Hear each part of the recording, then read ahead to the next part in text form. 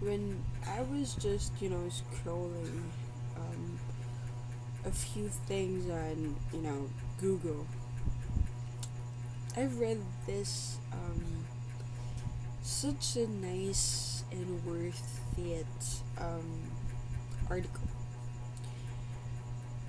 The title is Three Harsh Truths About Love. I don't know. I mean, I have no idea who made this, but cheers to cheers to the person who made this because it's so nice. So here it goes.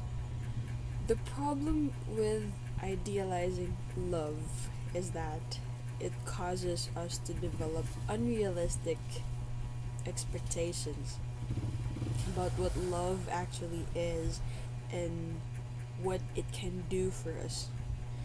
These unrealistic expectations then sabotage the very relationship we hold dear in the first place. Okay, allow me to illustrate this.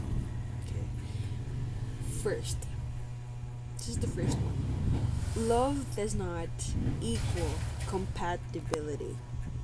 Okay, so just because you fall in love with someone doesn't necessarily mean they're a good partner for you to be with over the long term. Love is an emotional process. Compatibility is a logical process. And the two don't fade into one another very well. It's possible to fall in love with somebody who doesn't treat us well, who makes us feel worse about ourselves,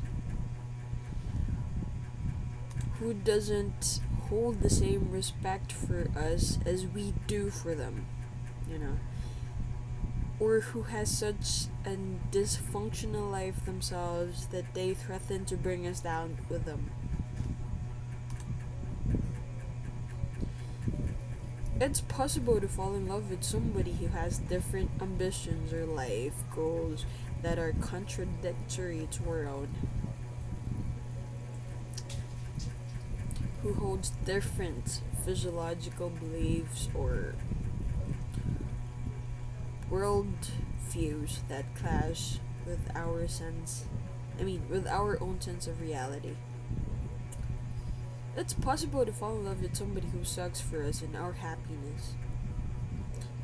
That may sound paradoxical, but it's true. It's so true.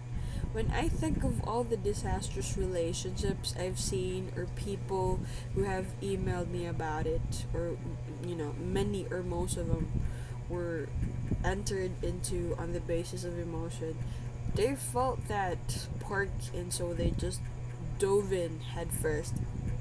Forget that he was born again, you know, Christian alcoholic, and she was an acid dripping bisexual necrophiliac. It just felt right, you know. And then 6 months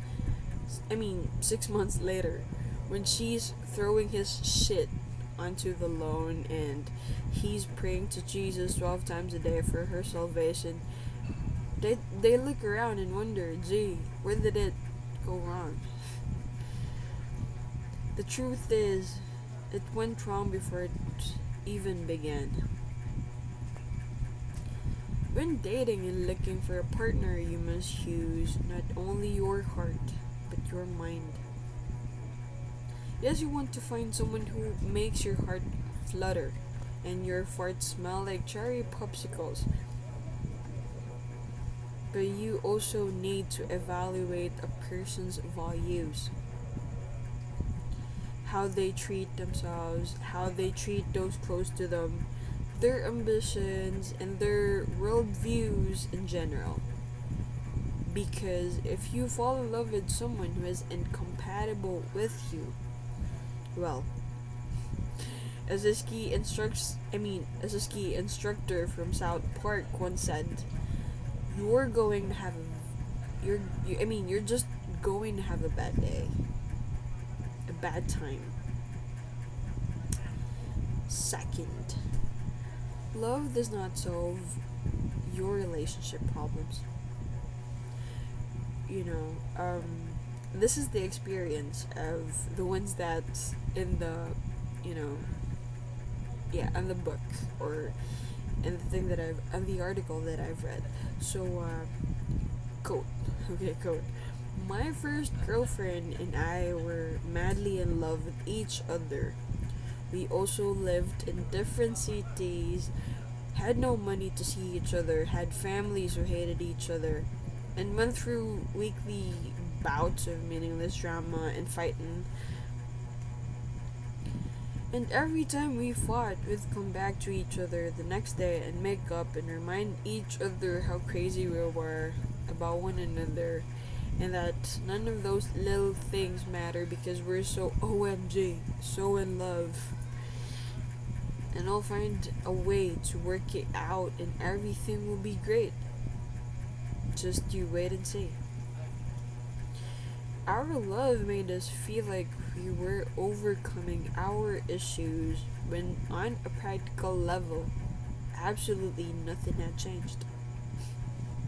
As you imagine, none of the problems got resolved. The fights repeatedly themselves. The fights repeated themselves. The arguments got worse. Our inability to ever see each other over hung around our necks like an albatross. We were both self-absorbed to the point where we couldn't even communicate that effectively. Hours and hours talking on the phone with nothing actually said. Looking back, there was no hope, and there was no hope that it was going to last. Yet we kept up for fucking 3 years. After all, love conquers all, right? Unsurprisingly, that relationship burst into flames and crashed like the Hindenburg into an oil patch. The breakup was ugly. And the big lesson I took away from it was this. While love may make you feel better about relationship problems, it actually doesn't solve any of your relationship problems.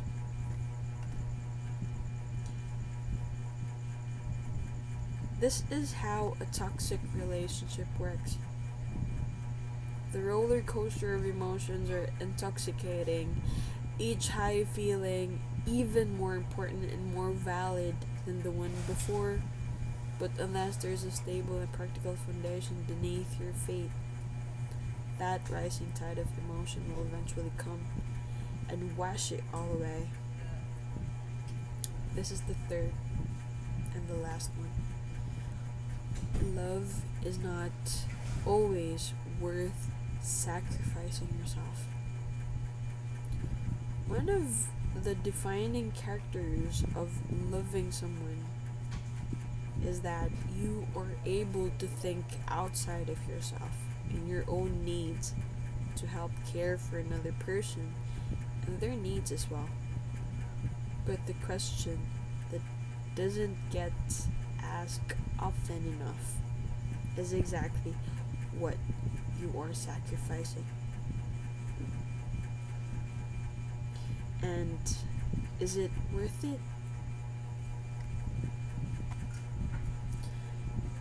In loving relationships, it's normal for both people to occasionally sacrifice their own desires, their own needs, and their own time for one another.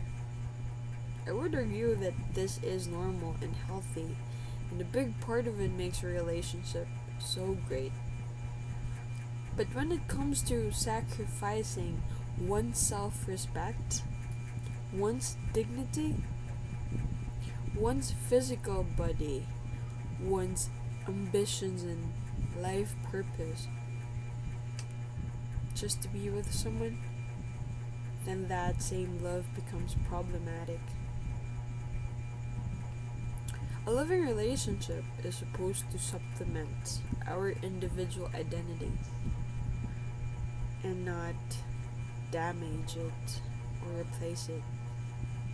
If we find ourselves in situations where we're tolerating disrespectful or abusive behavior, then that's essentially what we're doing.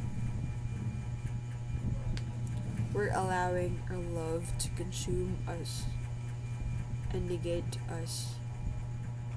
And if we're not careful, it will leave us as a shell of the person we once were. So,